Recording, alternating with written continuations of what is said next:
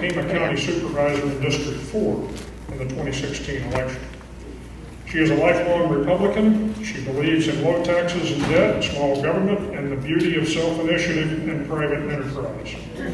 She believes pro-business policies and prioritizing spending on county necessities to attract business are the keys to growing Pima County. Please welcome Marla Closen.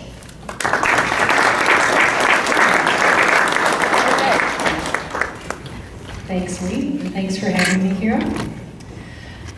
Pima County is a wonderful place to live, yet families and businesses we find are leaving because they're finding it financially difficult to stay behind. We have the highest property taxes in Arizona, and we have the highest debt, but we have the least to show for it. Our roads are crumbling, our deputies are leaving, and we can't even keep 4 libraries open without a tax increase. Our Pima County board spends recklessly, and they mismanage our taxpayer funds. And when they run out of money to spend, they tax us more. Yet, amazingly, our county core necessities remain undone. Figure that one out, huh?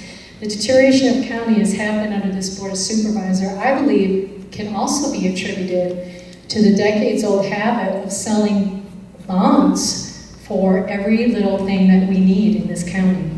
And that's why I'm here today, and I believe that's why we're probably all here today.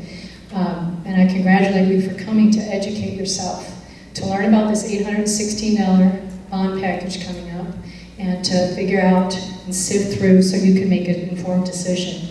So I'm the starter talker for the 4 of us. So I'm going to start with the basics, and I'm going to explain Pima County debt and a little bit about our bond history and a little bit about trust too. So I wanted to point one thing out. We're all the naysayers. We're all the ones that say no to everything. But I think I can say for the 4 of us that we do not think bonds are evil. We don't think bonds are a bad thing. They're not a bad vehicle to finance projects for financially sound counties. But that's the catch. We're not a financially sound county. Bonds are loans, and they have to be paid back, and they have to be paid back with interest. So I want you to think about that as we're all talking. Ask yourself, is it wise to be taking out loans when we can't even afford our core county responsibilities? That's one of my big questions that I ask a lot about this bond.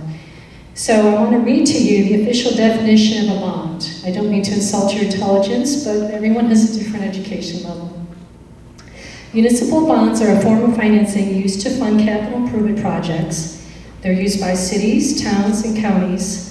Municipal bonds are attractive to investors because frequently the interest earned is typically tax exempt. Bonds are borrowed money.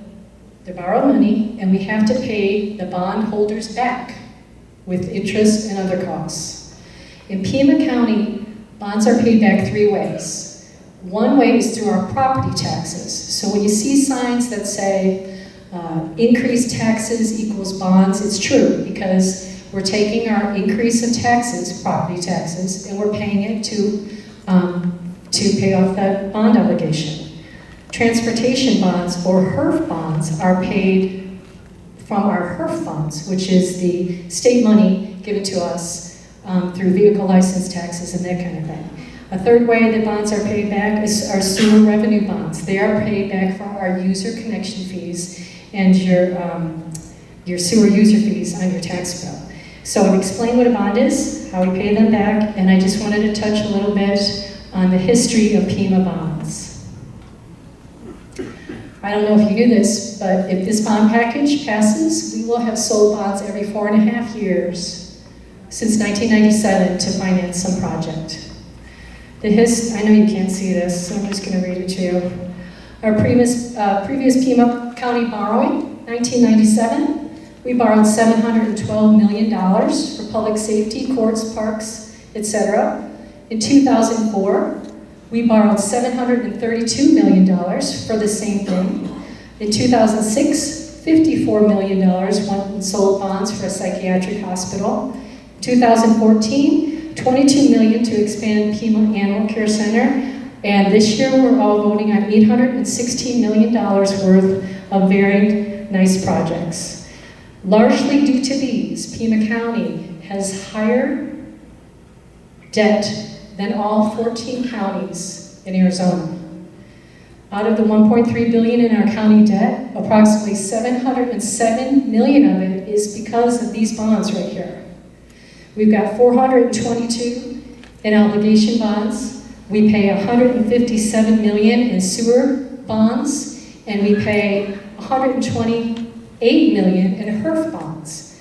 In the 1997 bond, we take $19 million out of our HERF funds. HERF funds are used to repair and maintain our existing roads, or well, that's what they're supposed to be used for.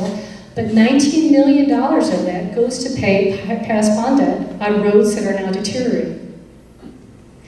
So now comes the question of trusting the board. Also in the 1997 bonds, we have 7 projects that are still unfinished, including the Vale Sheriff Substation, which is now the current 2015 bond package. Don't ask me where it went. I don't have an answer for you there. You can go to Pima County website, and you can see how many times that these bond priorities and projects have been changed. It's quite interesting. But anyway, my point is the board can change or move or delete any voter-approved project that they want to. And we know that because they've done it. And who's to stop them from doing it now is my question. But they do have an answer for that. They say that they have a board set up, and they have a truth in bonding code that they follow to promote transparency. But the board that's set up is made from the same people that put this bond proposition together. So I see a little conflict of interest in that. Did you also know that your road repair money that's coming from this bond are also going to be determined by an appointed board from the Board of Supervisors? Each county board member gets to appoint one appointee, I guess you'd say, and Chuck Huckleberry gets to appoint 2. And this bond commission, they're called the Pavement Preservation Board, will decide where your bond money is going through. If I just may read this really quickly. This is a memo from Chuck Huckleberry on July 21st, 2015, and it states, within unincorporated Pima County, the selection of local streets, now this is just for local streets, all your stuff in your community here, will be by the Pavement Preservation Commission. The basic criteria for local street selection has been included in the ordinance, that's the rules of the bonds. However, the specific criteria and final recommendations will be at the discretion of the commissions. And just last week, the Board of Supervisor meeting, Chuck Huckleberry stated, quote, projects are not deemed feasible, will not sell bonds. I don't really have an explanation for what that means, but it all boils down to a trust issue. Do you trust this board with $816 million of our bond money? And that's what we want you to think about. In the past several months, the Board of Supervisors has had to raise our property taxes. It's had to cut 2% out of every county departmental budget, and it's had to raise our library taxes, all to meet our 2015-16 our budget obligations. Yet our county necessities still go undone. If this bond passes, we'll be experiencing a 3rd income tax in 1 year, and we will be incurring over $1 billion in debt. So the takeaway from this talk is that we already have more debt than all other counties. We already have higher taxes than all other counties. And as history has proven, we don't know whether to trust our Board of Supervisors with the transparency and the responsibility of this large amount of money. So those are 3 reasons to vote no for the bonds, and I will step aside and let the others fill in with details and probably give you a few more reasons to vote no. Thank you very much.